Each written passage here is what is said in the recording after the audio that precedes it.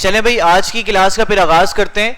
तो आज हमने पढ़ना है, नेक्स्ट प्रोसीड करना है प्रिंसिपल ऑफ डिजाइन में कंट्रास्ट को हमने आज स्टार्ट करना है। ठीक है, तो कंट्रास्ट क्या होता है, कोई बताएगा मुझे? What is contrast? कंट्रास्ट का लफ्ज आप बहुत दफा अपनी डेली लाइफ में इस्तेमाल करते हैं। तो कंट्रास्ट होता क्या है बुनियादी तौर पे, किसे कहते हैं? दो मुख्तलिफ चीजों का मिलाप। ठीक है, मुख्तलिफ चीजें किस तरह से भाई आप बताएं? मुख्तलिफ तो चलो एक पॉइंट उन्होंने हिंट दे दिया कि मुख्तलिफ चीजों का आप मिलाएंगे। ठीक है, अब ये ब्लैक एंड व्हाइट क्या है? मुख्तलिफ हैं, लेकिन किस तरह मुख्तलिफ हैं? अपोजिट। क्या है ये? क्या है? अपोजिट हैं। तो दो अपोजिट चीजें जब आमने सामने आती हैं तो वो क्या क्रिएट करती हैं? वो कंट्रास्ट क्रिएट करती हैं। ये कंट्रास्ट डिफरेंट चीजों से क्रिएट करवाया जाता है, इसको हम देखते हैं। तो कंट्रास्ट होता क्या है? Arranging opposite element together. जब आप अपोजिट एलिमेंट्स को आपस में क्या करते हो? मिलाते हो, तो वो क्या बनता है? आपका कंट्रास्ट बनता है। अब कलर कंट्रास्ट की बात करें तो जो आपका कलर व्हील है उसके बिल्कुल सामने वाला जो कलर होगा वो उसका कंट्रास्ट कहलाएगा। ठीक है, कलर व्हील में उसके जो अपोजिट कलर होगा वो क्या कहलाएगा? आपका कंट्रास्ट कहलाएगा। तो कंट्रास्ट होता है क्या है? Arranging opposite element together. मुख्तलिफ एलिमेंट्स को क्या करना? आपस में मिला के रखना या एक साथ रखना कंट्रास्ट कहलाता है। अब जैसे यहां पर देखें, डिफरेंट तरह से कंट्रास्ट को शो करवाया गया है। साइज के जरिए से तीन छोटे सर्कल्स हैं आपके पास और एक बड़ा सर्कल आपके पास मौजूद है। फिर बात करें शेप के जरिए से कंट्रास्ट क्रिएट किया गया है कि तीन सर्कल है और एक क्या आपके पास आ रहा है? एक स्टार आ रहा है। तो यहां पर आप शेप के जरिए से कंट्रास्ट क्रिएट कर रहे हो। फिर आगे देखें शेड के जरिए से किया जा रहा है। एक आपके पास क्या है? ब्राउन है, तो एक क्या है? आपका ब्लैक है। तो यहां पे शेड के जरिए से किया गया है।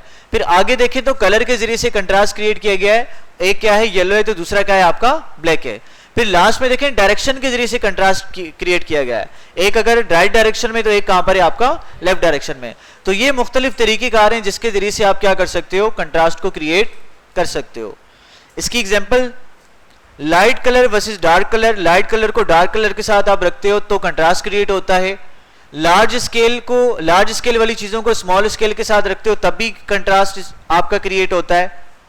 जैसे यहां पर देख लें, आपके पास पहली वाली जो आपको एग्जांपल नजर आ रही है, इसमें क्या बताया गया है? इसमें कलर कंट्रास्ट के बारे में बताया गया है। यहां पे साइज के कंट्रास्ट के बारे में आपको बताया गया है। ठीक है, कंपेयर किया गया है। यहां पे शेप के कंट्रास्ट को बताया गया कि भाई सारे के सारे क्या है? स्क्वायर्स और सेंटर में क्या रखा हुआ है? सर्कल रखा हुआ है।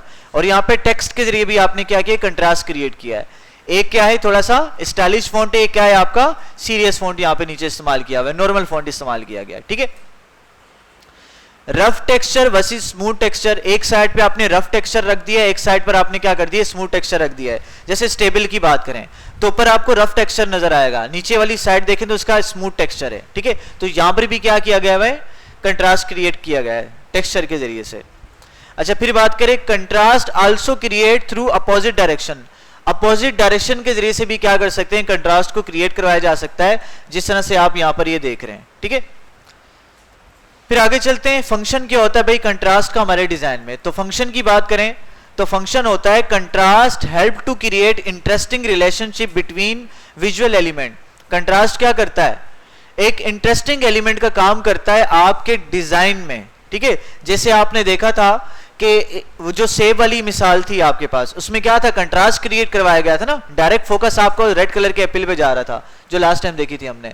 यहां पर देखें जरा, तो यहां पर भी इन इमेजेस में आप देख रहे हो कि कंट्रास्ट के जरिए से हमने क्या किया गया है? एक इंटरेस्टिंग एलिमेंट क्रिएट किया है हमारी इस इमेजेस में। ठीक है, और कंट्रास्ट क्या होता है? देखें, ये आपके डार्क कलर है, नीचे क्या है? आपका लाइट कलर है। ब्लू कलर डार्क है, नीचे क्या है? आपका येलो क्या है? आपका लाइट कलर है।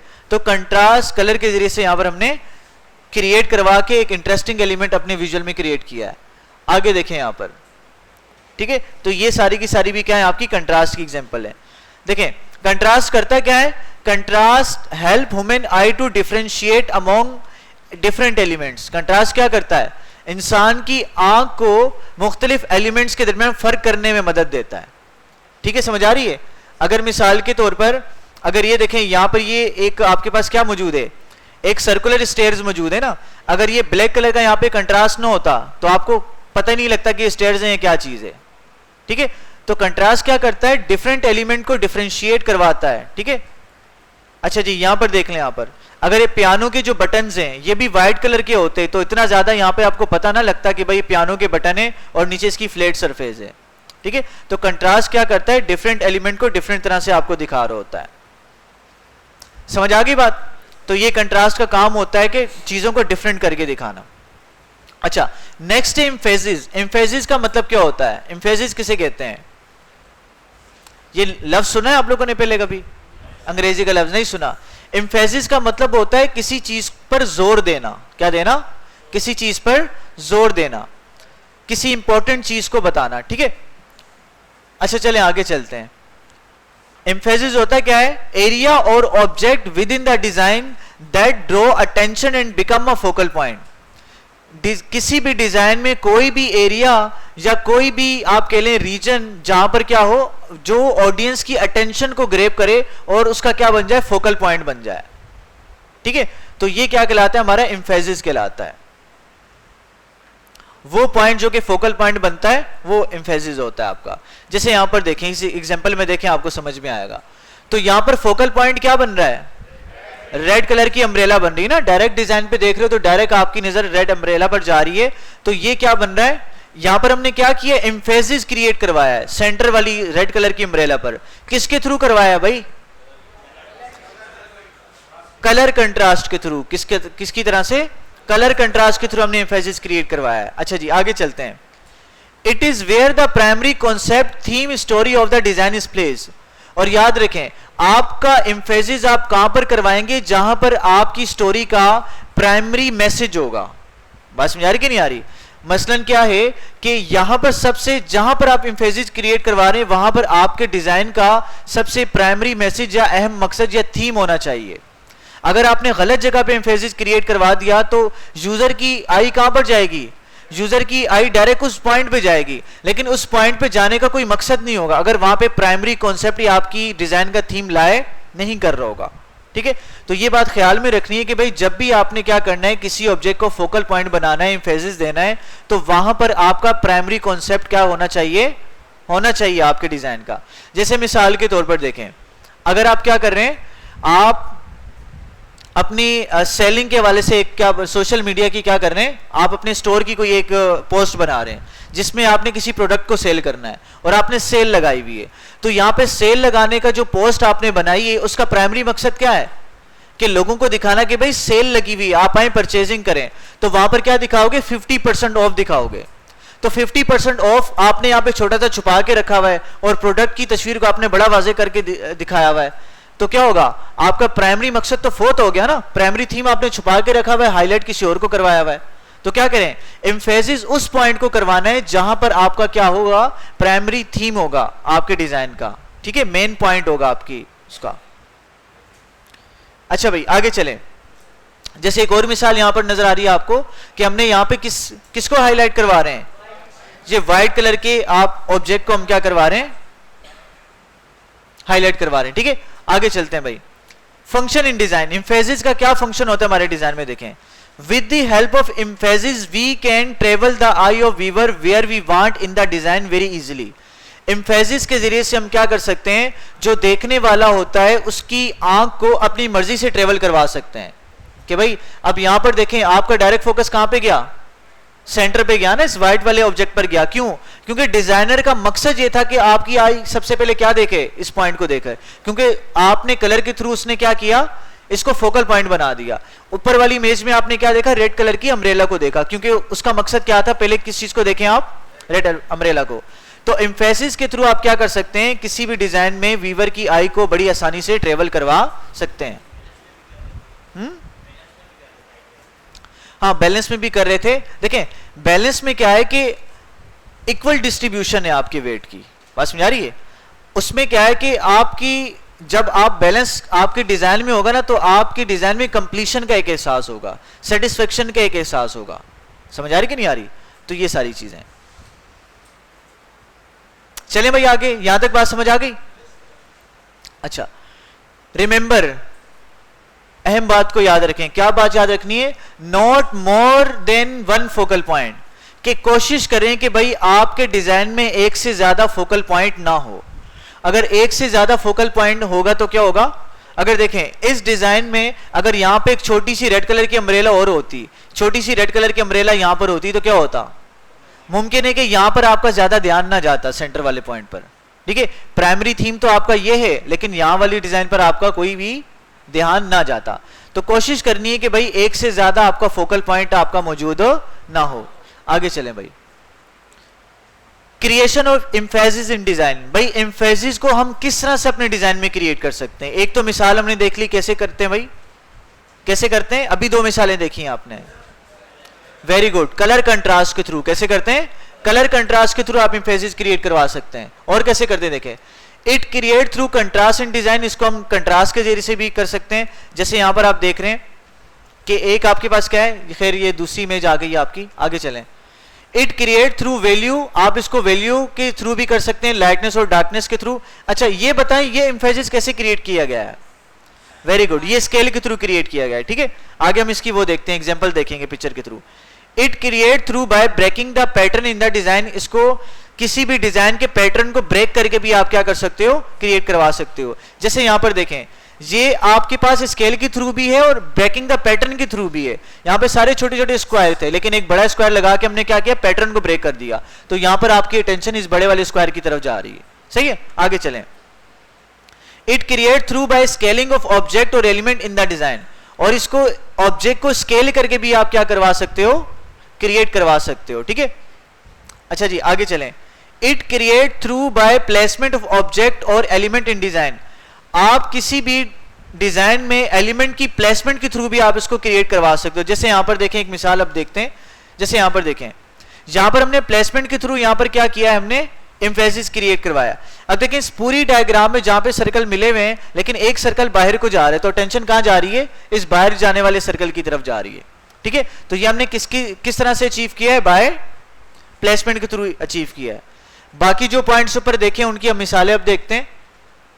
देखें वैल्यू के थ्रू किस तरह से एम्फेसिस क्रिएट करवाएंगे। देखें भाई यहां पर, तो मुझे बताएं, इस इमेज को देखते हुए बताएं कि कौन सी इमेज पे आपका फोकस जा रहा है। अच्छा ब्लैक वाली पे जा रहा है या इस वाली पे जा रहा है? देखिए जरा, अब देखें किस पे शेडो आ रहा है, इस वाली पे, इस वाली पे। हाँ देखें इसमें क्या है कि सारे के सारे जो बंदे हैं उनकी हैंड की डायरेक्शन कहां पर है, इस वाली इमेज की तरफ है। बात समझ आ रही कि नहीं आ रही? तो ये क्या शो करवा रहा है कि पीछे लाइट ऑब्जेक्ट है, ये थोड़ा सा क्या है, डार्क है, ये डार्क है, बाकी क्या है, लाइट है। तो आप वैल्यू के थ्रू भी क्या करवा सकते हो, एम्फेसिस अपने डिजाइन में क्रिएट करवा सकते हो। आगे देखें, एम्फेसिस बाय कंट्रास्ट। आप कंट्रास्ट के थ्रू भी क्या कर सकते हो, एम्फेसिस क्रिएट करवा सकते हो। पहले भी इसकी 2 मिसालें हम देख के आ चुके हैं। अच्छा आगे चलें, emphasis by breaking the pattern. देखें ये सारे इमोजीज क्या हैं, आपके स्माइलीज हैं, और साइड में क्या है, सेंटर में क्या है, एक शेड वाला इमोजी आपके पास मौजूद है, ठीक है। तो पैटर्न को हमने ब्रेक किया, तो इससे भी क्या हो गया, आपका एक एम्फेसिस यहां पर क्रिएट हो गया। ठीक है भाई, समझ में आ गई? तो एम्फेसिस क्या होता है, किसी भी डिजाइन में एरिया को, ऑब्जेक्ट को क्या करवाना, कोई भी एरिया, कोई भी एलिमेंट डिजाइन में जब यूजर की अटेंशन को क्या करता है, अपनी तरफ ड्रॉ करता है, खींचता है, ठीक है, तो उसको हम क्या कहते हैं। और वो ऑब्जेक्ट या वो एलिमेंट जब फोकल पॉइंट बन जाता है यूजर का, वो क्या कहलाता है, एम्फेसिस कहलाता है, ठीक है। तो एम्फेसिस में एक बात याद करने वाली क्या है, एम्फेसिस में एक अहम बात क्या है भाई, क्या होना चाहिए, क्या, रिमेंबर, क्या एक से ज्यादा ना हो। वेरी गुड, डिजाइन में एक से ज्यादा फोकल पॉइंट ना हो। और फोकल पॉइंट कहां पे होना चाहिए, नहीं सेंटर में नहीं होना चाहिए, कहां होना चाहिए, कहां पे होना चाहिए, बड़ी इंपॉर्टेंट बात थी। नहीं नहीं नहीं, क्या बता रहे थे आप, जहां पे ज्यादा नजर आए। हाँ भाई, जहां पर दिखाना चाहे वहां पर होना चाहिए, ठीक है। और कोई ऐड करना चाहेगा? हाँ भाई, कहां पर होना चाहिए फोकल पॉइंट? हाँ, प्राइमरी, जहां पर आपके डिजाइन का प्राइमरी कॉन्सेप्ट या प्राइमरी थीम मौजूद हो, वहां पे होना चाहिए। समझ आ रही है? अगर आगे पीछे लगा देंगे तो उसका कोई फायदा नहीं होगा। यूजर की अटेंशन तो जाएगी लेकिन उसने वहां से कुछ अचीव ही नहीं किया, मकसद ही पूरा नहीं हुआ, तो फायदा कोई नहीं है। ठीक है, चलिए भाई आगे चलते हैं। अब यूनिटी की बात करते हैं। यूनिटी क्या होता है? यूनिटी इत्तेहाद को कहते हैं। आप पढ़ते हो ना यूनिट 10, 100,000, 10,000 पढ़ा होगा, तो यूनिट का मतलब क्या होता है? एक। जब चीजें एक हो जाती हैं तो वो किस में आ जाती हैं? यूनिट में आ जाती हैं, यूनिटी में आ जाती हैं। तो यूनिटी होता क्या है भाई? देखें, arrangement of design element in such a way that they combine together, they give the feeling of completeness और होल। जब चीजें इस तरह से आपस में अरेंज हो जाएं कि वो अरेंज होने के बाद, आपस में जुड़ने के बाद किसी भी एक चीज के मुकम्मल होने का एहसास क्रिएट करें। ठीक है, तो वो क्या कहलाता है? आपका यूनिटी कहलाता है। क्या कहलाता है? यूनिटी कहलाता है। इसकी मिसालें देखते हैं। अब देखें, ये हमने यूनिटी कैसे अचीव की है? कलर के थ्रू, यानी कि सिमिलर कलर के हमारे पास क्या थे? सर्कल्स थे, तो हमने उनको क्या कर दिया? हमने एक साथ लगा दिया। ठीक है, फिर साथ में देखें, ये हमने यूनिटी कैसे क्रिएट की है? बाय साइज, यानी कि सारे एक तरह के हमारे पास क्या थे? सर्कल थे, साइज एक जैसा था, तो हमने क्या कर दिया? उनको साथ अरेंज करके रख दिया। तो ये भी क्या क्रिएट करवा रहे हैं? यूनिटी क्रिएट करवा रहे हैं, और एक चीज के मुकम्मल होने का एहसास यहां पे क्रिएट हो रहा है। ठीक है, आगे चले। The whole is greater than sum of it part. ठीक है, तो अगर आप उस डिजाइन को एक पूरी पिक्चर में देखेंगे तो आपको क्या लगेगा? वो एक मुकम्मल डिजाइन लगेगा। अगर उसको आप क्या देखें? अलग करके देखेंगे। ठीक है, एक एलिमेंट को देखेंगे और पूरे एलिमेंट को देखेंगे, ये कॉमन सेंस ही बात है। जो यूनिटी वाला डिजाइन होगा वो आपको क्या लगेगा? एक बड़ी पिक्चर में नजर आता हुआ नजर आएगा। अच्छा आगे देखें भाई, जैसे यहां पर देखें, ये भी सारी की सारी पेंसिल्स आपस में मिली हुई और क्या करवा रही हैं? एक यूनिटी क्रिएट करवा रही हैं। अब यहां पे यूनिटी कैसे अचीव की है? साइज वाइज, शेप वाइज, और नहीं, कलर तो डिफरेंट है ना, कलर तो देखें डिफरेंट है, लेकिन कैसे किया हमने? जैसे पेंसिल की एक ही कैटेगरी है, शेप वाइज हो सकता है ना। लेकिन शेप वाइज क्या है? जैसे पेंसिल एक कैटेगरी में आता है, पेन एक कैटेगरी में आता है, मार्कर एक कैटेगरी में आता है, तो एक ही कैटेगरी वाली पेंसिल्स क्या हैं? जो कलर्स हैं आपके पास एक साथ अरेंज हुए हैं। ठीक है, जैसे ऊपर देखें हमारे पास जो साइज के थ्रू हमने अरेंज किया था इनको। अच्छा आगे चले भाई, फंक्शन इन डिजाइन। क्या फंक्शन होता है डिजाइन में? Unity create order and organization in our design. Unity क्या क्रिएट करती है? हमारे डिजाइन में एक ऑर्डर क्रिएट करती है, तरतीब क्रिएट करती है, और हमारे डिजाइन को ऑर्गेनाइज करती है। ठीक है, अच्छा जी आगे चलें।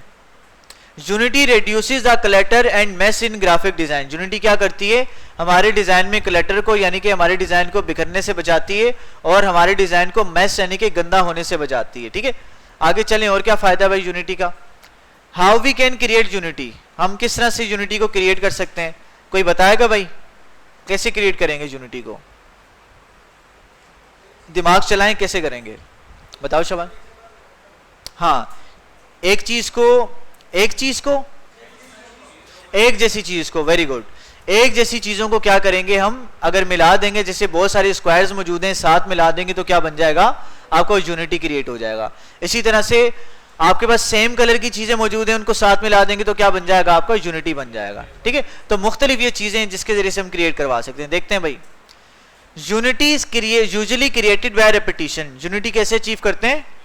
अमूमी तौर पे रेपिटेशन के थ्रू क्रिएट करते हैं। किस तरह से?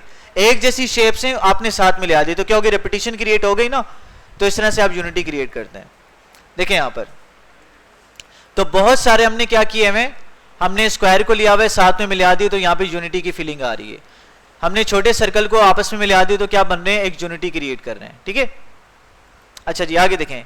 Unity can be created by continuation. Continuation का मतलब क्या है? कि जैसे आप सीढ़ियों पे चढ़ते हो ना, तो प्रोग्रेस होती रहती है कोई चीज, जैसे एक सीढ़ी, दूसरी सीढ़ी, तीसरी, चौथी, पांचवी, छठी, तो ये आप कंटिन्यूटी के जरिए से भी क्या करते हो? यूनिटी को अचीव करते हो। और जब सीढ़ियों को एक साथ देखते हो तो एक मुकम्मल होने का एहसास आपको नजर आता है कि पूरी एक ही चीज है। ठीक है, अच्छा जी, जैसे यहां पर देखें, ये बहुत सारे स्क्वायर्स को हमने स्टेयर्स की फॉर्म में लगा दिए, तो ये क्या है? हमने इसको कंटिन्यूशन की फॉर्म में क्या किया? यूनाइट किया गया है। ठीक है, जैसे चीजें आपस में मिलाई हैं, लेकिन इस तरह से मिलाई हैं कि क्या बन रही हैं? एक प्रोग्रेस को शो कर रही हैं, कंटिन्यूशन को शो कर रही हैं। फिर नीचे देखें, ऑडी कार का क्या है? आपको एक लोगो नजर आ रहा है। ये भी क्या है? डिफरेंट सर्कल को हमने कंटिन्यूटी के लिहाज में क्या किया हुआ है? हमने कंबाइन किया हुआ है। भाई क्लियर है यूनिटी के बारे में? कोई इश्यू तो नहीं है ना? आसान सी बात थी। अच्छा मूवमेंट क्या होती है भाई? मूवमेंट, मूवमेंट का मतलब क्या होता है? हरकत करना। तो मूवमेंट से क्या क्रिएट हम, मतलब कि डिजाइन में किस तरह की मूवमेंट चाहेंगे हम? क्या डिजाइन में जो डिजाइन का एलिमेंट होगा, लाल कलर उधर भाग रहा होगा, रेड ब्लैक कलर इधर भाग रहा होगा, ये मूवमेंट होगी? तो डिजाइन प्रिंसिपल में मूवमेंट पढ़ने का क्या मकसद है? सोचें। हाँ अच्छा, वो तो हर एलिमेंट को प्लेस करने के लिए मूवमेंट करेंगे माउस की, है ना, कर्सर की। हाँ ठीक है, उसने हंसने की बात नहीं। आप बताओ, आप बताओ जरा, है देखो उसने बताया ना।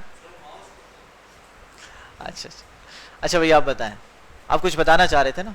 अच्छा कुछ नहीं बताना चाह रहे थे। अच्छा भाई बताओ भाई।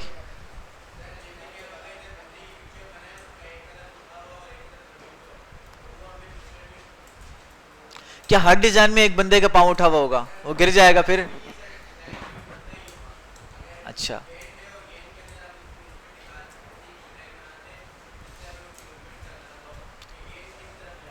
सही सही, जबरदस्त, ठीक हो गया। हाँ भाई आप बताएं। जानजेब नाम है ना? क्या नाम है आपका? जानजेब, बताएं भाई, बताएं, कुछ आइडिया दे भाई। मूवमेंट किस तरह से इस्तेमाल होगी हमारे डिजाइन में? कैसे इस्तेमाल कर सकेंगे इसको? मूवमेंट का देखें, इतने सारे प्रिंसिपल पढ़ के आ चुके हैं आप लोग, इतनी ज्यादा चीजें पढ़ के आ चुके हैं, तो अब मूवमेंट का थोड़ा सा तो आइडिया लगाएं ना आप लोग। ठीक है भाई आप बताएं, कुछ आइडिया नहीं आ रहा? वेरी गुड, पहुंच गए भाई, पॉइंट पे पहुंच गए ये लोग। ठीक है, तो मूवमेंट का मतलब क्या है कि भाई आई ट्रेवलिंग करवाना, कि भाई जो हमारा यूजर होगा, व्यूवर होगा, हमारी ऑडियंस होगी, कहां से डिजाइन को देखना स्टार्ट करेगी, कहां पे आके स्टे करेगी और कहां से हमारे डिजाइन से निकल जाएगी।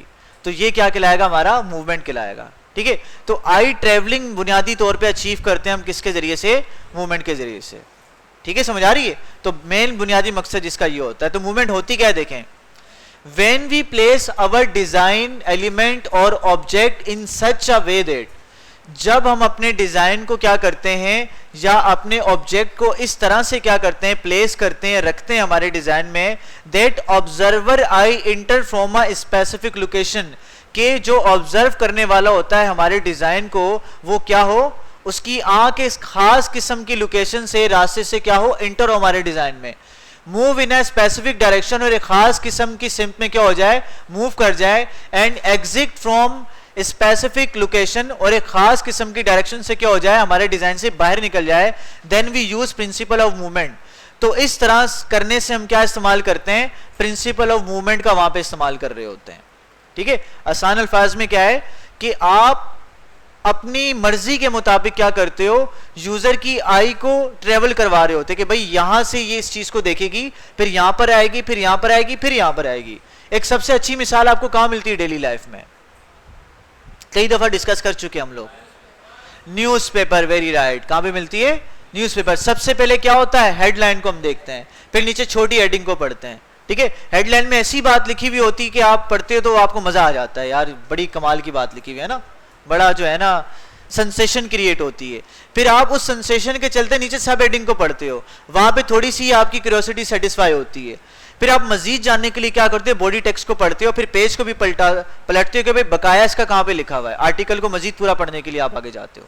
ठीक है, तो ये आपकी क्या कहलाती है, मूवमेंट कहलाती है, कि डिजाइनर क्या करता है, ऑब्जर्वर को, देखने वाले को अपनी उंगलियों के इशारे पे क्या करवा रहा होता है, नचा रहा होता है। ठीक है भाई, ये कमाल होता है डिजाइनर का। आगे चलें, जैसे यहां पर देखें, हमने लाइंस के थ्रू क्या क्रिएट करवाई है, मूवमेंट क्रिएट करवाई है।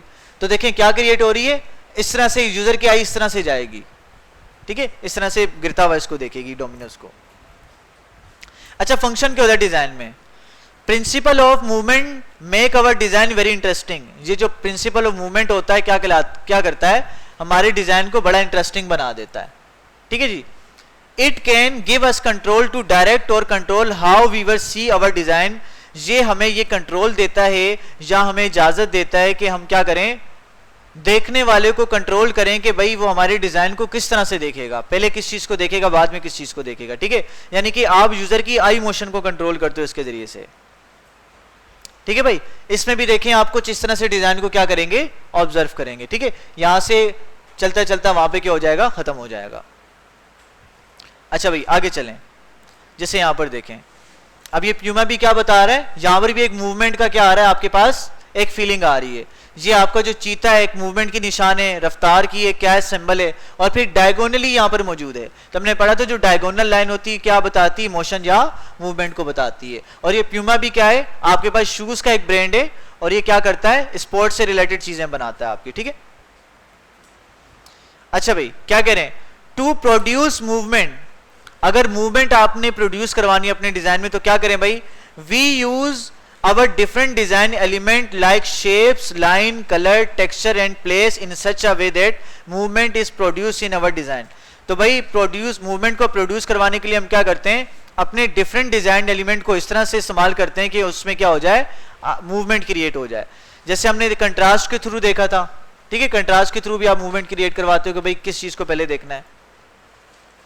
अच्छा यहां पर देखें, यहां पे कुछ विजुअल मूवमेंट आपको नजर आ रही है कि भाई यहां से समंदर क्या करेगा, इस तरह से लहरें क्या कर रही हैं, मूव होती हुई नजर आ रही हैं, एक सर्कुलर वे में आपको ये नजर आ रहा है। जी क्या कह रहे हो, क्या समझ में आई, अभी समझ में आई, चले आगे और आएगी भाई, क्लियर है। चले भाई आगे चलते हैं। अब इस डिजाइन को देखकर बताएं क्या चीज समझ में आ रही है।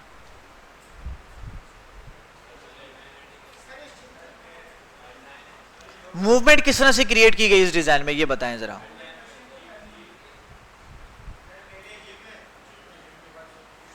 ठीक है, अच्छा देखें, अगर पहले इस ऊपर वाले पोर्शन की बात करते हैं, अपर पोर्शन की बात करें, यहां पर देखें, यहां पर देखें, ये आपको शेप बनी हुई नजर आ रही है, जैसे ये यस का टिक बना हुआ ना, देखें यहां पर। तो इसका मतलब क्या है कि भाई पहले आपने इस वाले पोर्शन को देखना है, इस वाले को पढ़ना है, फिर इसको पढ़ना है, फिर एंड पे आके इसको पढ़ना है, ठीक है। तो यहां से भी क्या क्रिएट करवाई हुई है, एक मोशन, एक मूवमेंट क्रिएट करवाई हुई है, ठीक है। फिर नीचे अगर आ जाएं तो यहां से भी क्या है कि आपने पहले जिम को देखना है, फिर इस एरिया को देखना है, फिर इस एरिया को देखना है, और फिर नीचे वाले सेक्शन में आए तो आपने इस तरह से रीड करना है, इसको रीड करना है, फिर एंड में आके आपने इसको रीड करना है। तो देख रहे हैं, तो डिफरेंट एलिमेंट के थ्रू आप क्या करवा सकते हैं, अपने डिजाइन में मूवमेंट क्रिएट करवा सकते हैं, ठीक है भाई। अब यहां पर देखें, यहां पर हमने डिफरेंट शेप्स का, ट्राइंगल का इस्तेमाल किया है, और हम क्या करवा रहे हैं, क्या बताना चाह रहे हैं कि भाई नीचे पढ़ो, क्या मेन चीज यहां पर लिखी हुई है। तो डायरेक्ट यहां पर डायरेक्ट किया हुआ यूजर की आई को नीचे इस पोस्टर की मेन हेडिंग की तरफ, समझ आ रही है। तो डिफरेंट शेप्स का भी इस्तेमाल करके हम क्या करवाते हैं, मूवमेंट को क्रिएट अपने डिजाइन में करवा सकते हैं। भाई कोई मसला है यहां तक, नो मसला।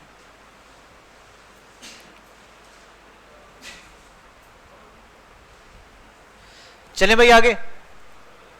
अच्छा भाई, अब पैटर्न क्या होता है, व्हाट इज पैटर्न। भाई मेमोरी कार्ड बढ़ जाए तो बता देना, ठीक है, फिर 5 मिनट का ब्रेक ले लेंगे हम। पैटर्न क्या होता है, व्हाट इज पैटर्न, गेस करें। बहुत सारी चीजें भाई पढ़ के आ चुके हैं आप लोग। चीजों को तरतीब देना, ठीक है, क्या करना, किसी भी चीज का तरीकेकार, कैसे, मिसाल के तौर पे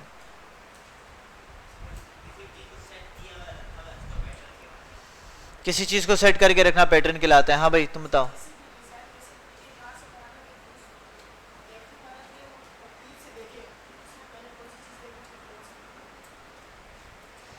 ठीक है, हाँ भाई अतुल्ला तुम बताओ। अतुल्ला नाम है, क्या नाम है, अता मोहम्मद ना, बताओ भाई क्या ज़हन में, जो भी ज़हन में आ रहा है बताओ भाई, पैटर्न क्या होता है, व्हाट इज पैटर्न। किसे कहते हैं पैटर्न,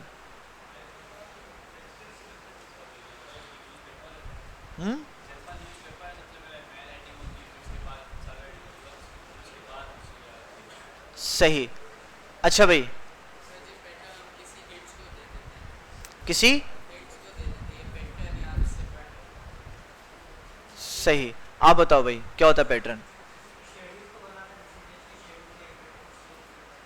सही, हाँ भाई क्या होता है पैटर्न?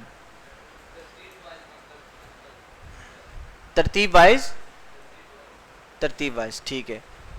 हाँ भाई हीरो आप बताओ, थर्ड लास्ट आप बताओ क्या होता है पैटर्न? किसी भी चीज को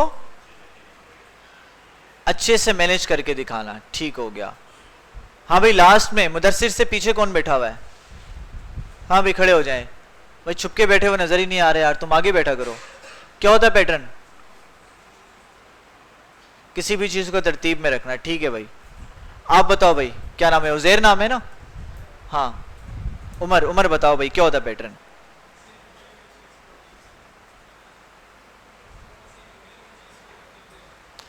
किसी बिखरी हुई चीज को तरतीब देना। हाँ भाई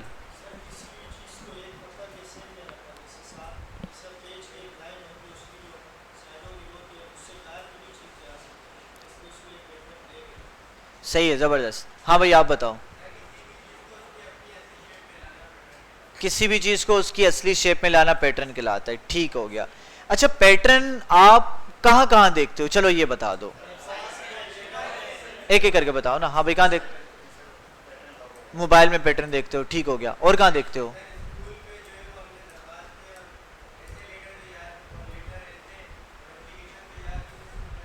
सही है, यानी कि अगर आप कोई भी एप्लीकेशन लिखने लगे हो तो उसका क्या होता है, तमाम तरह एप्लीकेशन का एक पैटर्न होता है। लेटर लिखने लगे हो उसका एक पैटर्न होता है।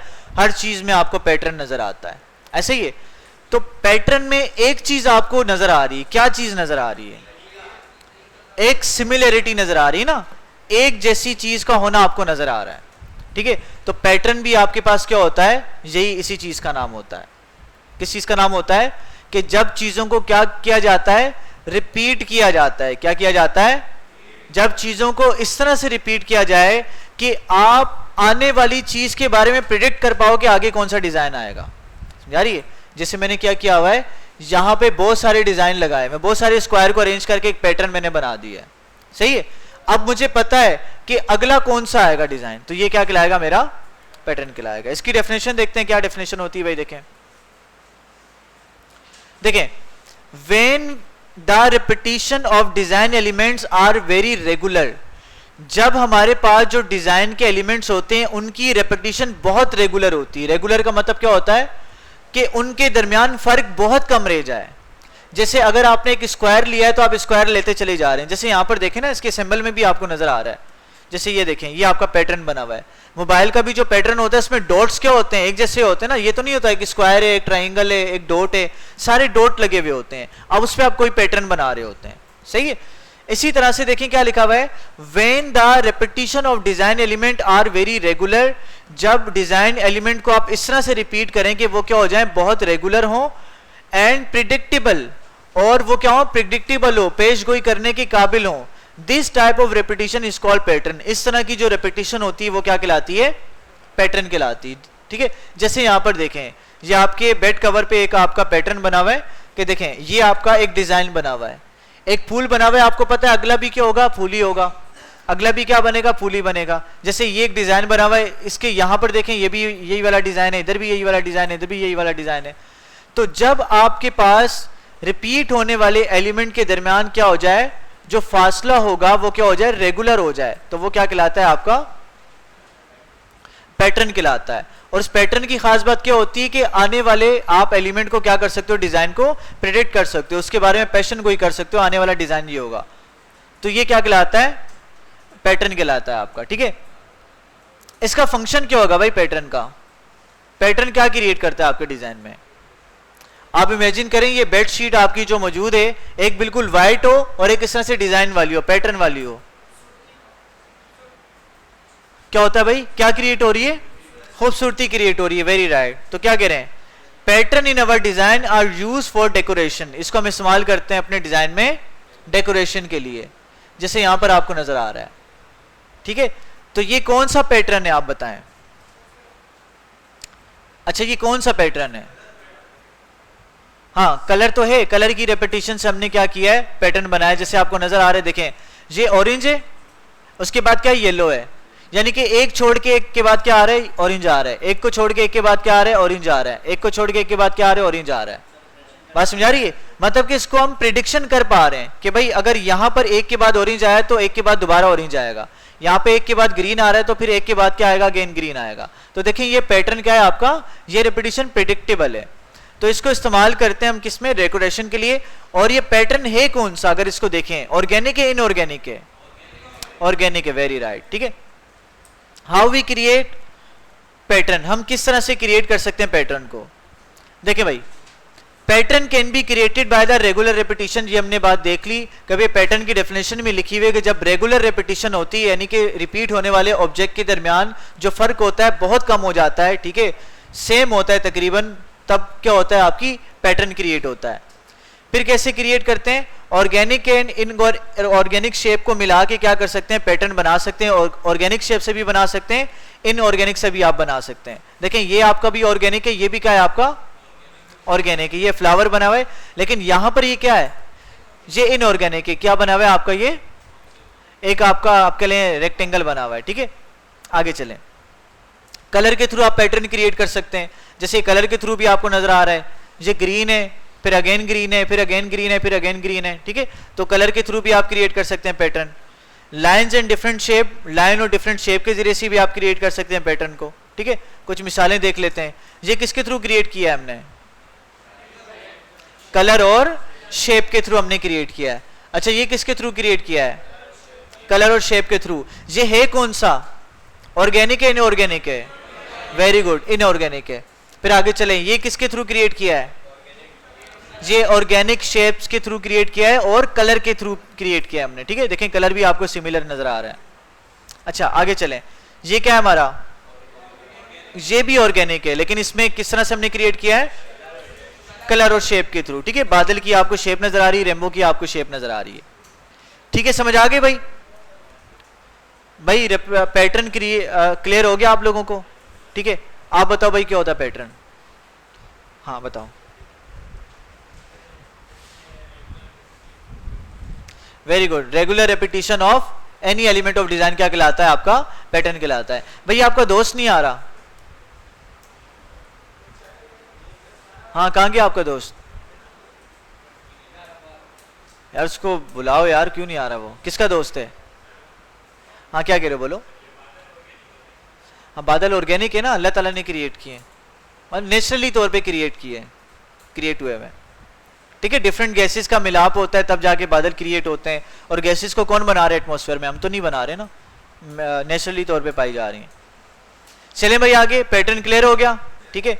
आगे चलते हैं भाई, जैसे कुछ यहाँ पर मिसालें आपको नजर आ रही हैं कि आपके पास एक वेबसाइट का क्या बना हुआ है, आपका एक वेब पेज बना हुआ है। इसमें भी आप देख रहे हैं हमने क्या बनाया हुआ है, पैटर्न क्रिएट किया गया है, ऑर्गेनिक शेप का इस्तेमाल किया गया है, कलर का इस्तेमाल किया गया है, ठीक है जी। इनऑर्गेनिक भी है, ऑर्गेनिक भी है, यहाँ पे मिक्सचर से हमने क्या किया है, एक पैटर्न क्रिएट किया है, ठीक है भाई। तो अगेन देखें इस पूरे वेब पेज में क्या कर रहा है, एक डेकोरेशन का काम किरदार अदा कर रहा है, ठीक है। अच्छा भाई, रूल ऑफ थर्ड क्या होता है भाई, ये बड़ा इंपॉर्टेंट प्रिंसिपल आ रहा है, ये बड़ी इंपॉर्टेंट चीज है। अच्छा इसके जो सिंबल बना हुआ है इसको देखते हुए थोड़ा सा आइडिया लगाएं, क्या मतलब क्या होगा इसका।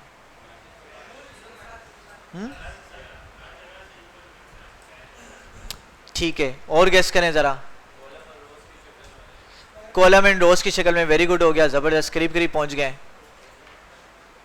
और गेस करें जरा,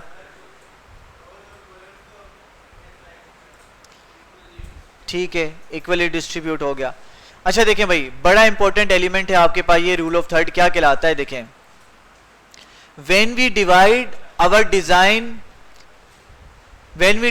आवर डिजाइन और canvas area into equal number of rows and column. देखें जिस चीज पर आप डिजाइन कर रहे हो, पेपर पे कर रहे हो, बोर्ड पे कर रहे हो, स्क्रीन पे कर रहे हो, तो वो आपका क्या कहलाता है, डिजाइन एरिया कहलाता है या कैनवस कहलाता है, वो क्या कहलाता है, कैनवस या डिजाइन एरिया।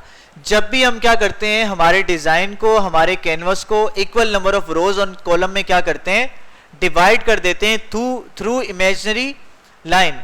इमेजिनरी लाइन के जरिए से इस कॉल्ड रूल ऑफ थर्ड, उसको हम क्या कहते हैं, रूल ऑफ थर्ड कहते हैं। इसमें डिजाइन में बड़ी इंपॉर्टेंस है भाई इसकी, किस तरह से देखें, यहां पर अब देखें जो वीवर होता है ना, जो आपके डिजाइन को देख रहा होता है, फर्ज करें कि आपका डिजाइन का कैनवस है, तो जब वो इस वाले पोर्शन को देखता है तो 41 यानी कि 100 में से 41 लोग सबसे पहले इस वाले पॉइंट को देखते हैं।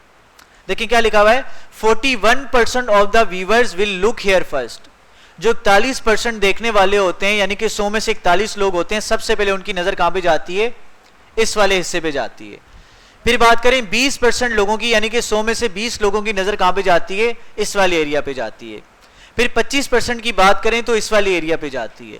इसका मतलब क्या हुआ कि अगर हम क्या करते हैं, इन लाइंस पर या इन डॉट्स पर क्या करते हैं, अपने मेन एलिमेंट को प्लेस करते हैं, तो वहां पे उसकी अटेंशन में आने के चांसेस क्या हो जाते हैं, ज्यादा हो जाते हैं। ठीक है, और सबसे कम चांसेस कहां पर होते हैं, अगर कोई मेन चीज आपने यहां पर लगाई हुई तो सबसे कम चांसेस है यहां पर वो चीज नजर आएगी, यानी कि 100 में से 14 लोग यहां पर देखते हैं। ठीक है, पहले बात कर रहे हैं। ठीक है, पहली नजर में सबसे ज्यादा कहां पे देखा जाएगा, इस वाले पॉइंट पर देखा जाएगा। ठीक है, तो देखें क्या कहलाता है रूल ऑफ थर्ड। फंक्शन क्या होता है इसका डिजाइन में, देखें भाई, the most important element of our design is placed with the line और विद द इंटरसेक्टिंग पॉइंट। यानी कि क्या कह रहे हैं, जो सबसे इंपॉर्टेंट एलिमेंट होगा हमारे डिजाइन का, हम उसको कहां पे लगाएंगे, इस इंटरसेक्टिंग पॉइंट। इंटरसेक्टिंग का मतलब क्या है कि जहां पर दो लाइन एक दूसरे को क्रॉस करती हैं, इसको क्या कहते हैं, इंटरसेक्टिंग पॉइंट कहते हैं। कि भाई इस पॉइंट पर आपने अपने मेन एलिमेंट को लगाना है या इन लाइंस के साथ आपने लगाना है। ठीक है, then our design have a very special type of balance in our design. तो हमारे डिजाइन में खास किस्म का बैलेंस क्रिएट हो जाएगा। ठीक है, कुछ मिसालें देखते हैं, आपको ज्यादा वाज़ेह तौर पे क्लियर होगा। देखें, this principle is very significant in creating composition and layout. ये जो प्रिंसिपल होता है बड़ा ही अहम होता है, क्या करने के लिए, हमारे डिजाइन का लेआउट, आउटलाइन क्रिएट करने के लिए। ठीक है, आगे चलें। जैसे यहां पर देखें, हमारे पास ये हमने क्या किया है, एक डिस्काउंट की हमने एक पोस्ट बनाई हुई है। अब देखें यहां पर भी हमने equal number of rows and column में क्या कर दिया, इसको 3 रोज एंड 3 कॉलम्स में क्या कर दिया, डिवाइड कर दिया। इसलिए इसको क्या करें, रूल ऑफ थर्ड कह रहे हैं। अब देखिए हमारा मेन मकसद क्या था, क्या करना, डिस्काउंट को कन्वे करना, कि भाई इस जगह पर क्या मिल रहा है, आपको डिस्काउंट मिल रहा है इस पोस्ट में। ठीक है, तो देखें यहां पर, तो डिस्काउंट मैडनेस को आपने क्या किया, इस इंटरसेक्टिंग इन लाइन के साथ और इंटरसेक्टिंग पॉइंट के साथ आपने यहां पर अरेंज कर दिया। और देखें एवरीथिंग 20% ऑफ भी यहां पर आपने लगा दिया। तो सबसे पहले यूजर की अटेंशन कहां जाएगी, इस पॉइंट पे जाएगी। अगेन देखें उसके बाद कहां जाएगी, इस फेस पे जाएगी कि भाई यहां पर ये जो है ना पागल हुए हैं लोग, बड़ी तेजी के साथ क्या कर रहे हैं, शॉपिंग कर रहे हैं। समझ आ रही है। तो इस तरह से आप अपने मेन एलिमेंट को क्या करते हो, अपने डिजाइन के कैनवस पे क्या करते हो, लगाते हो। तो इससे क्या कर सकते हो, अपना मकसद आप अचीव कर सकते हो। एक मिसाल थी, एक दूसरी देख लें। यहां पर क्या चीज हमने, मेन चीज क्या दिखानी है, यहां पर हमने रिंग को दिखाना है, क्योंकि क्या कर रहे हैं, इस रिंग को सेल करना चाह रहे हैं।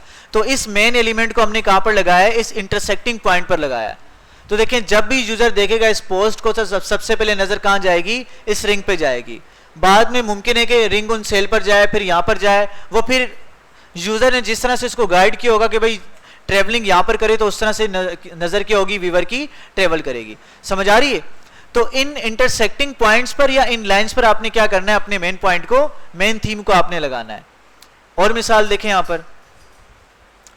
पर क्या चीज है, मेन क्या बताना चाह रहे हैं, ठीक है, कोल्ड ड्रिंक को बताना चाह रहे हैं। ठीक है, तो जैसे आप इसको देखते हो तो डायरेक्ट नजर कहां पड़ती है, यानी कि कोई आपको क्या पेश कर रहा है, बड़े बेहतरीन अंदाज में आपको कोल्ड ड्रिंक पेश कर रहा है, तो आपकी प्यास क्या हो जाएगी, और बढ़ जाएगी, खत्म कहां हो जाएगी भाई। समझ आ रही कि नहीं आ रही। तो चलें आगे चलें भाई। ठीक है, अच्छा यहां पर देखें, ये डिजाइन देख लें। तो किस तरह से देखें, आपकी अटेंशन को ये क्या कर रहा है, ग्रेप कर रहा है। ये सारे का सारा डिजाइन किस तरह से यहां पर रूल ऑफ थर्ड का क्या किया है, इस्तेमाल किया हुआ है। देखें, वी क्रिएट मार्केटिंग एजेंसी। ठीक है, we are creative marketing agency. जो मेन पॉइंट है इसका देखें, वहां पर इन्होंने क्या किया, इंटरसेक्टिंग पॉइंट पर अपना मेन मोटिव रखा हुआ है, अपने बिजनेस का, अपने एजेंसी का नाम रखा हुआ है।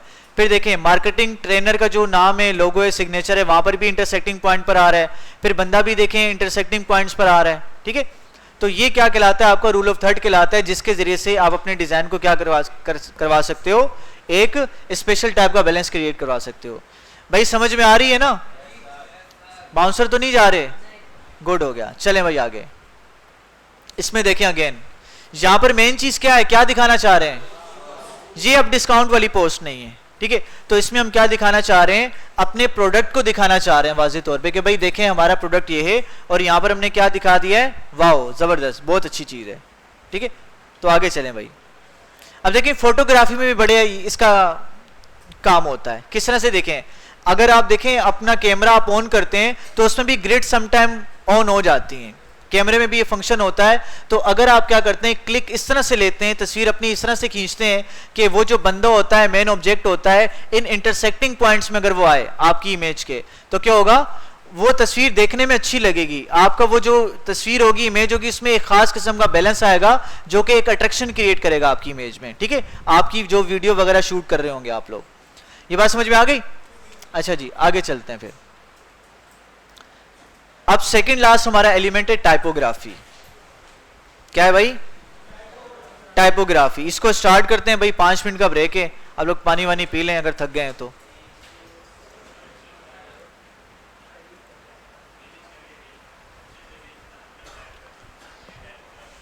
ठीक हो गया। अच्छा देखिए, मैं आपसे क्या कह रहा हूं कि अल्फाज का जो इजहार होता है ना, एक तो किया जाता है जबान के जरिए से, जो आप बोलते हो अपने अल्फाज का क्या करते हो, इजहार करते हो। एक होता है राइटिंग के थ्रू, जब आप क्या करते हो, कोई भी चीज अपनी कॉपी पे लिख रहे होते हो। एक होता है विजुअली क्या करना, विजुअल के थ्रू क्या करना, अपने अल्फाज का इजहार करना। अब देखो, राइटिंग का तो आपको पता है, स्पीकिंग का भी आपको पता है, लेकिन विजुअल के थ्रू किस तरह से हम क्या करते हैं, अपने अल्फाज का इजहार करते हैं। जैसे देखें आप किसके साथ, अच्छा देखें, जिस तरह से आप अपने दोस्त को क्या करते हो, टाइप मैसेज क्या करते हो, मैसेज टाइप करते हो, या कंप्यूटर पे कोई आप लफ्ज लिख रहे होते हो, तो ये जो अल्फाज का इजहार होता है, ये विजुअल इजहार कहलाता है। क्या कहलाता है? ये जो इजहार कर रहे होते हैं आप, विजुअल की फॉर्म में इजहार कर रहे होते हो। तो टाइपोग्राफी का मतलब ही यही है कि अल्फाज को बयान देना विजुअल फॉर्म में, ठीक है। अल्फाज का इजहार विजुअल फॉर्म में क्या कहलाता है, आपका टाइपोग्राफी कहलाता है। डेफिनेशन क्या है देखें भाई, presenting, designing, arrangement and managing of words in the form of visual, यानी कि अल्फाजों को प्रेजेंट करना, अल्फाजों को अरेंज करना, अल्फाजों को मैनेज करना, किसकी फॉर्म में, विजुअल की फॉर्म में। यह क्या कहलाता है आपका, क्या कहलाता है भाई, टाइपोग्राफी कहलाता है, ठीक है। देखिए, राइटिंग अलग होता है, स्पीकिंग अलग होता है, टाइपोग्राफी अलग होता है। राइटिंग का मतलब क्या है कि अल्फाज का इजहार किस तरह से करना, लिख के करना, ठीक है। और स्पीकिंग का मतलब क्या है कि अल्फाज का इजहार जबान से करना, बोल के करना।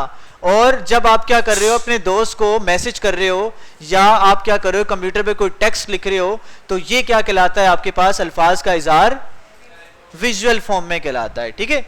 तो ये टाइपोग्राफी कहलाता है। आगे चलें, देखें, in today's modern world we can use our world not only by speaking.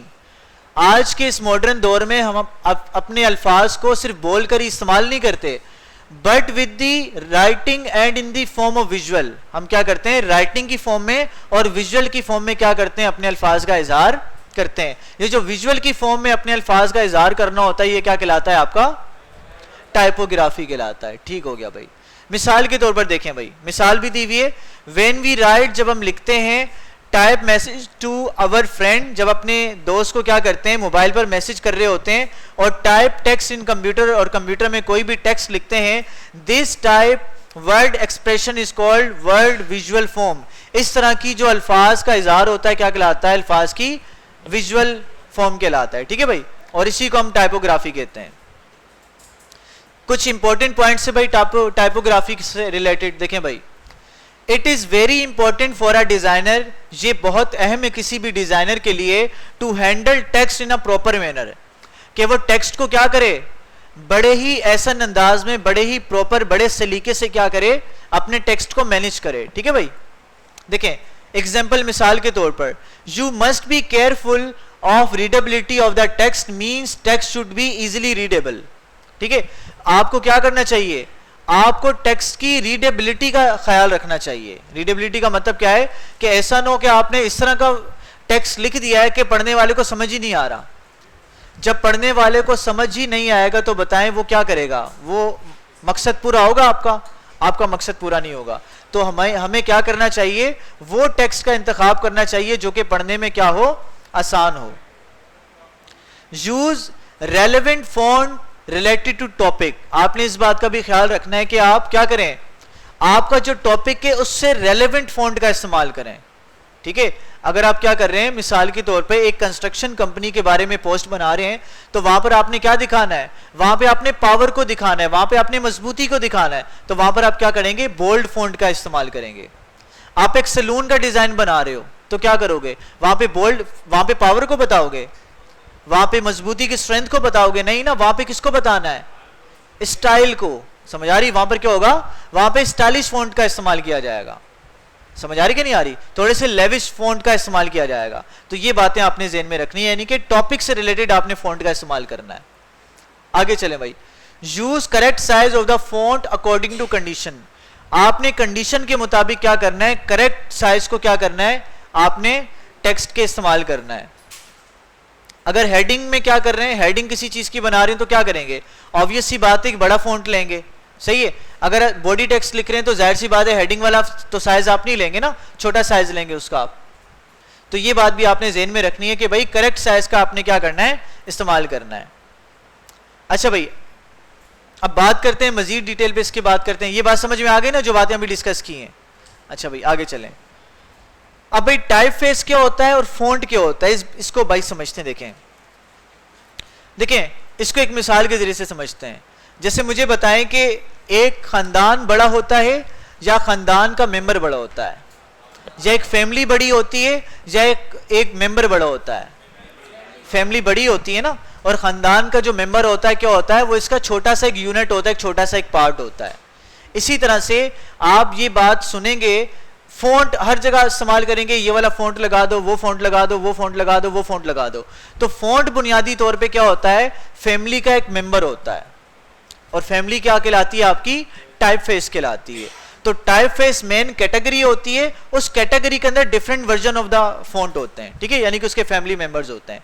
तो देखें यहां पर लिखा हुआ भी इमेज में आपको नजर आ रहा होगा, font is the variation of weight of a type face. Font क्या होता है आपका, वेरिएशन होता है वेट्स का टाइप फेस के। टाइप फेस क्या होता है, type face is a family of font. ये क्या होता है, फॉन्ट की फैमिली का नाम है। जैसे रोबोटो क्या है, एक फैमिली है, उसके अंदर क्या होगा, बहुत सारे वेरिएशन होंगे। जैसे यहाँ पर वेरिएशन नजर आ रहे हैं, जैसे रोबोटो थिन इटैलिक नजर आ रहा है, एक रोबोटो रेगुलर है, एक रोबोटो ब्लैक है। तो ये डिफरेंट आपके क्या है, वेरिएंट्स हैं कि भाई इसको इस्तेमाल करेंगे टेक्स्ट इस तरह का आएगा, इसको इस्तेमाल करेंगे ऐसा लिखा हुआ आएगा, इसको इस्तेमाल करेंगे इस तरह का लिखा हुआ आएगा। समझ आ रही है? तो टाइप फेस क्या है भाई, मेन कैटेगरी है, यानी कि फैमिली है, और फॉन्ट क्या है, फैमिली का मेंबर है। ये बात याद रखनी है आपने। देखिए भाई, simple analogy for type and font is that type face is like a family and font is a family member. ये बात हम देख चुके हैं। अब सेरिफ क्या होता है, सैंस सेरिफ क्या होता है भाई?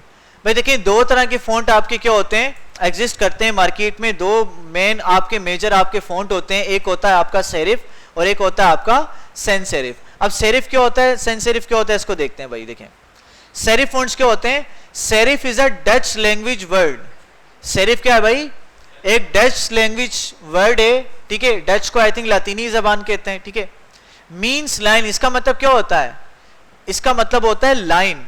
Serif font have a small decorative flourish on the end. Flourish का मतलब क्या होता है, जब भी कोई चीज क्या होती है, ग्रो करती है, परवरिश कर रही होती है, तो उसको हम क्या कहते हैं, चीज क्या कर रही है, फ्लरिश कर रही है। ठीक है, तो ऐसे फॉन्ट जिनके एंड पर क्या होगा, छोटी सी डेकोरेटिव लाइन होगी, फ्लरिश होगी। ठीक है, on the end of the stroke, उनकी स्ट्रोक पर, that make up later and symbol, जिससे मिलके क्या बनेंगे, आपके लेटर या सिंबल मिलेंगे, बनेंगे। आसान अल्फाज में, ऐसे फॉन्ट जिन्होंने क्या किए हुए होते हैं, शूज पहने हुए होते हैं, ऐसे याद रख लें। ठीक है, ऐसे फॉन्ट जिनके पाँव में क्या होते हैं, शूज पहने हुए होते हैं, जिन्होंने, वो क्या कहलाते हैं, आपके सेरिफ फॉन्ट्स कहलाते हैं। वो उनकी क्या है, पहचान है। किस तरह से देखें यहाँ पर, देखें इस तरह के जो फॉन्ट आपको नजर आते हैं ना, वो सारे के सारे सेरिफ फॉन्ट होते हैं। लेकिन ऐसा लग रहा है जिस तरह से इसने क्या किया हुआ है, एक शूज पहना हुआ है। आगे चलें भाई, एग्जाम्पल इसकी फॉन्ट की कुछ मिसालें, जैसे टाइम्स न्यू रोमन हो गया, ट्रेजिन हो गया, कॉपर ब्लैक हो गया। ये तमाम वो आपके टाइप फेसेस हैं जिसमें आपको क्या मिलेंगे, ये सेरिफ वाली कैटेगरी में आते हैं। अब सेंस सेरिफ क्या होता है देखें भाई, sans serif fonts is a French language word means without line. Sans serif का है, एक फ्रेंच लैंग्वेज का लफ्ज है जिसका मतलब क्या है, विदाउट लाइन, यानी कि लाइन के बगैर। अब इन फॉन्ट्स के एंड पर आपको कोई लाइन नजर नहीं आएगी, एक फ्लरिश लाइन आपको नजर नहीं आएगी, ठीक है। Serif fonts do not have any flourish at the end of the stroke, इनके एंड पर आपको कोई स्ट्रोक नजर नहीं आएगा। देखें भाई, आपको यहां पर कोई नजर आ रहा है, कोई फ्लरिश नजर नहीं आ रही, ऐसा नहीं लग रहा कि इसने कोई जूता वूता पहना हुआ है, ठीक है। तो ये सिंपल फॉन्ट्स होते हैं, और ये आप कह लें कि 70 to 80% ऑफ द जगह यही इस्तेमाल किए जाते हैं। जैसे आप इस स्लाइड में देख लें, सारी की सारी स्लाइड कौन से फॉन्ट से मिलके बनी हुई है, सेंस सेरिफ से मिलके बनी हुई है, ठीक है। देखिए विंडोज ने अपनी जो लैंग्वेज इस्तेमाल की, कौन सी लैंग्वेज इस्तेमाल की है, सेंस सेरिफ इस्तेमाल की है। आपके कीबोर्ड में जो लेटर बने हुए कौन सी स्टाइल में है, सेंस सेरिफ स्टाइल में, ठीक है। तो हर जगह आपको सेंस सेरिफ नजर आएगा, बहुत कम जगह पे क्या होगा, सेरिफ इस्तेमाल किया जाएगा, ठीक है। आगे चलते हैं भाई, एग्जाम्पल, इसकी एग्जाम्पल क्या है, एरियल हो गया, हेल्वेटिका हो गया, वर्डाना हो गया, ये सारे के सारे क्या है आपके फॉन्ट्स हैं। आगे चलते हैं भाई, टिप्स टू सिलेक्ट फॉन्ट्स। अगर आपने क्या करना है, फॉन्ट्स को सिलेक्ट करना है, तो उसके लिए आपने किन किन बातों का ख्याल रखना है भाई। देखें, always choose the font that has a very clear readability. आपने हमेशा उन फॉन्ट्स का इस्तेमाल करना है जिनकी रीडेबिलिटी की होगी बहुत ही ज्यादा आसान होगी, क्लियर होगी, जिनको आसानी से रीड किया जा सकेगा। It can be easily readable, इनको आसानी से रीड किया जा सकेगा, एंड अंडरस्टैंडेबल, और इनको आसानी से समझा जा सकेगा। पहली बात तो ये याद रखनी, जब भी आप फॉन्ट का क्या करेंगे, इंतखाब करेंगे, कि आपका फॉन्ट आसानी से पढ़ा और रीड किया जा सके। How to choose relevant font, आपने किस तरह से रेलेवेंट फॉन्ट का इंतखाब करना है भाई। देखें, लाइक एवरी पर्सनैलिटी, ठीक है, लाइक एवरी मैन पर्सनैलिटी, जिस तरह से हर इंसान की क्या होती है, एक पर्सनैलिटी होती है, एक शख्सियत होती है, एक करेक्टर होता है, बिल्कुल इसी तरह से सिमिलरली टाइप फेस और फॉन्ट आल्सो है पर्सनैलिटी इन करेक्टर। इसी तरह से आपके जो टाइप फेस होते हैं, आपके जो फॉन्ट होते हैं, उनका भी क्या होता है, एक पर्सनैलिटी होती है, और उनका क्या होता है, एक करेक्टर होता है। So we must consider the specific font according to character of the topic. हमें क्या करना चाहिए, हमारा जो भी टॉपिक है उसके करेक्टर के अकॉर्डिंग हमने क्या करना है, फॉन्ट का इंतखाब करना है। जैसे देखें एग्जांपल के तौर पर, example number 1, if client want beauty salon design, ठीक है, अगर एक क्लाइंट है जो कि आपको बताता है कि भाई मेरा ब्यूटी सैलून है, आपने उसका डिजाइन बनाना है, तो फिर आप क्या करेंगे, Our preference of the fonts will be glamorous, sleek and stylish. So हमारे जो फॉन्ट का इंतखाब होना चाहिए, क्या होना चाहिए, स्टाइलिश होना चाहिए, ग्लैमरस होना चाहिए, थोड़ा सा लेविश होना चाहिए, स्लीक होना चाहिए, सारी की सारी चीजें उसमें आनी चाहिए, ठीक है भाई। आगे चलें भाई, इसकी मिसाल देख लें, ये कुछ सैलून्स के आपको नजर आ रहे हैं, पोस्टर नजर आ रहे हैं, इसमें क्या है, सारे के सारे स्टाइलिश फॉन्ट का देखें इस्तेमाल किया गया है।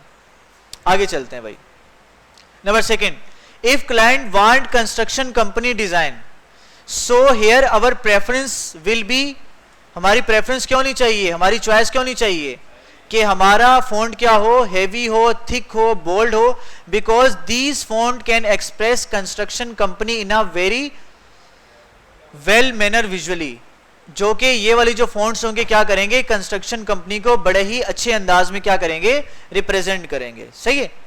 जैसे यहां पर देखें, कुछ आपको फॉन्ट्स नजर आ रहे हैं, कुछ आपको ब्रोशर पोस्टर्स नजर आ रहे हैं, ठीक है। देखें किस तरह से यहां पर इन्होंने बोल्ड फॉन्ट्स का इस्तेमाल किया हुआ है, थिक फॉन्ट का इस्तेमाल किया हुआ है, हर जगह फॉन्ट को बोल्ड किया हुआ है, क्योंकि ये कंस्ट्रक्शन कंपनी को क्या कर रहे हैं, अच्छे से जाहिर कर रहे हैं। यहां पे स्टाइलिश फॉन्ट होता तो ज्यादा यहां पर एक कनेक्शन ना क्रिएट हो पाता, सही है। अच्छा, तीसरी मिसाल भाई, if you want to create a design for the festival or event, so our preference of the font will be decorative।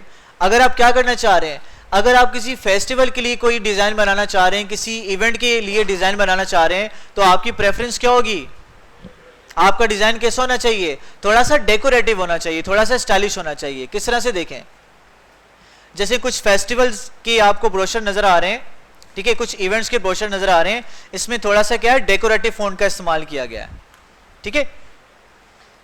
चले भाई आगे समझ में आ रही है कि किस तरह से आपने अपने फॉन्ट के कैरेक्टर को देखते हुए, टॉपिक के कैरेक्टर और पर्सनैलिटी को देखते हुए फॉन्ट का क्या करना है, इंतखाब करना है। आगे चलें, Number 4, if you want to create technology related design, then your preference of fonts will be modern and simple. अगर आप टेक्नोलॉजी के रिलेटेड क्या करना चाह रहे हैं, कोई डिजाइन बनाना चाह रहे हैं, तो आपकी प्रेफरेंस क्या होनी चाहिए? मॉडर्न और सिंपल होनी चाहिए. क्यों भाई? मॉडर्न भी हो और सिंपल भी हो. क्यों?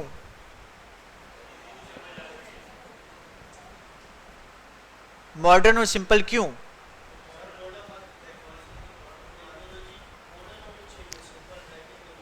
सही. देखें, मॉडर्न और सिंपल इस वजह से होना चाहिए क्योंकि जो आपकी टेक्नोलॉजी है वो डे बाय डे क्या हो रही है?